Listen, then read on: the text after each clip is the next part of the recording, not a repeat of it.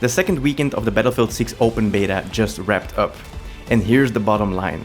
It was absolutely worth your time. We didn't get a brand new build, but we did get a new infantry map, a couple new modes, and another full weekend to really feel out the game before launch.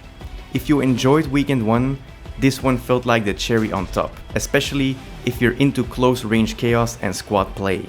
In this video, I'll walk you through what stood out, what still needs work, and what this means for the full release. Hello everyone, I'm Time Well Played, where your time matters more than mine, so let's not waste it. The big addition this weekend was a new map called Empire State. Basically a tight, vertical Brooklyn-style map with rooftops, narrow streets and alleyways. Think chaos, but fun. They also added Rush, an old classic favorite, and Squad Team Deathmatch, where 4 teams fight until one hits the score limit. All the stuff from weekend 1 was still there. Siege of Cairo, Liberation Peak, Iberian Offensive, and game modes like Conquest, Breakthrough and King of the Hill. Nothing groundbreaking, but enough to mix things up and keep the pace fresh. Gunplay still feels great. Up close, it's quick and punchy. It feels almost instant. But once you're at longer range, the bullets have drop.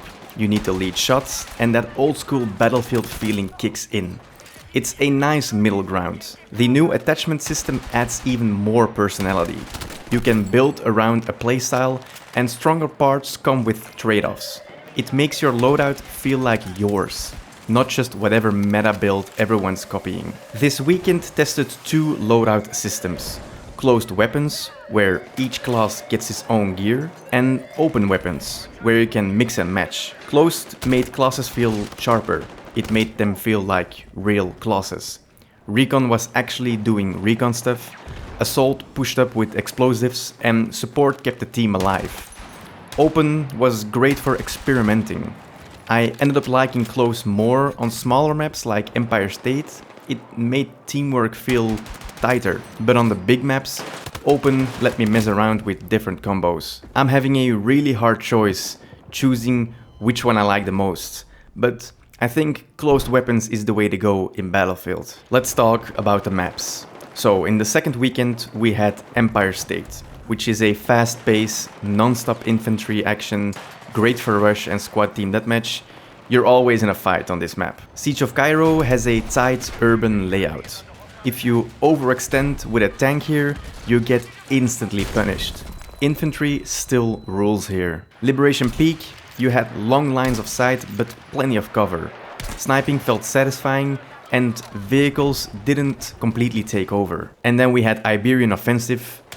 There were a lot of alley fights, room breaching. It's perfect for assault rifles and SMGs. In short, Empire State was the standout map this weekend, and it really helped show off how solid the core combat is when the map plays to it. Just as in weekend 1, destruction finally feels useful again.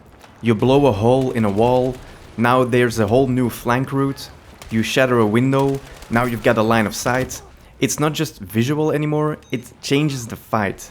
Smoke grenades aren't just decoration either. They let you move, plant bombs, revive under pressure. It's messy, but controlled. And when squads use it smartly, it's awesome to watch. The audio in this game is solid as well. You can hear footsteps clearly, especially on different surfaces, and you'll know when someone's sliding behind you. Visual clarity is decent, tracers, muzzle flashes, and the HUD elements all feel manageable.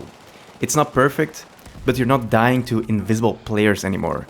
In huge battles, it can still get chaotic, but it's a big step up from previous titles. Performance on both weekends was also really solid. This game is very well optimized. I personally had a few stutters here and there, but nothing major. I have to say, of course, that my processor is about 5 years old right now, so that's probably part of the issue. It's a very CPU intensive game, so if you have an older CPU like I have, it can struggle a little bit. On more modern systems, with a more recent CPU and a mid to high range GPU, performance is flawless. Balance didn't change at all between the two weekends, So yeah, the M87A1 shotgun is still ridiculous in tight areas, and double Stinger squads are still a nightmare for helicopters and vehicles. DICE has said those fixes are coming in a later version, so this weekend wasn't meant to be the patch, it was more of a test.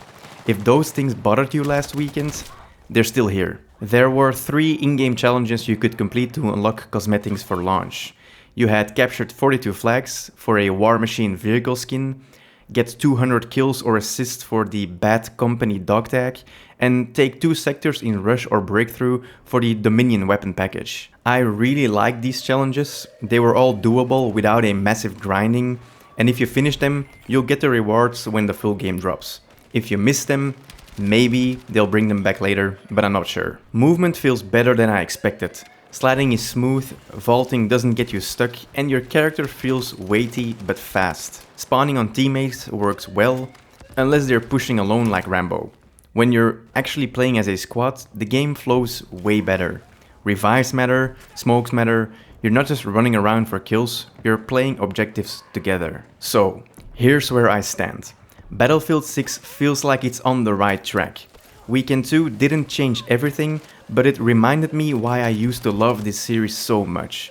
The new map, the squad play, the destruction, it's all working again. Sure, some stuff still needs tuning, like shotguns and stinger balance, but the core is solid. If you're into objective-based chaos, tight infantry fights and actual teamwork, this game is absolutely worth your time. I will definitely be back with a full launch review, so hit the subscribe button if that's your thing. That's it for me, I'm Time Well Played, and if I saved you some time today, please consider giving some back with a like or a subscribe. Thank you so much for watching, and I'll see you in the next one.